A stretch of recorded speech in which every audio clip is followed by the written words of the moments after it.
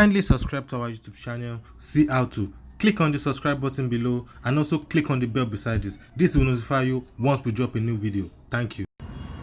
Ọ̀rọ̀ àwọn èèyàn yìí ti sú mi o.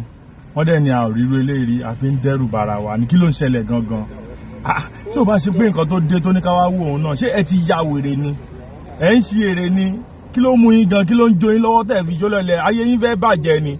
Kò dẹ̀ ní dáa fún yín. Wọ́n bá yín sọ èdè lẹ́ẹ̀ni gbọ́. Wọ́n bá yín sọ náà ẹ gbọ́ ẹ gbà ẹ ti ya wèrè kò ní dáa fún yín. Báwo lèèyàn ṣe máa wà nílé ayé tí wọ́n máa bá sọ̀rọ̀? Well, let me tell you the bitter truth. Nothing anybody can do with me. Èmi Adekola Tijani Kamilu Kompo. Kò sí nǹkan tẹ́nìkan lè ṣe fẹ́ mi o. Ìyá yín ẹ ti ya wèrè. Ẹ̀yin olórí burúkú gbogbo yìí. Báwo la ṣe máa ṣe fíìmù tàì ṣe fíìmù? A máa ṣe tán àní tí ìgbéjáde àti edit tán fíìmù sì wà níbi tán ti yẹn edit. Ẹ̀yin dẹ̀ ti lọ mú fíìmù ẹ ti lọ fi sí YouTube. Àwọn the making ta yà ní location àwọn pictures ta ṣe ẹ ti lọ fi tan àwọn èèyàn. Ẹ má bínú jàre òṣàlọ́yọ̀ ó ń bọ̀ very soon. Ó ní mo fẹ́ sọ̀rọ̀ nǹkan tó bá fẹ́ jáde ẹ máa mọ̀. Thank you my fans.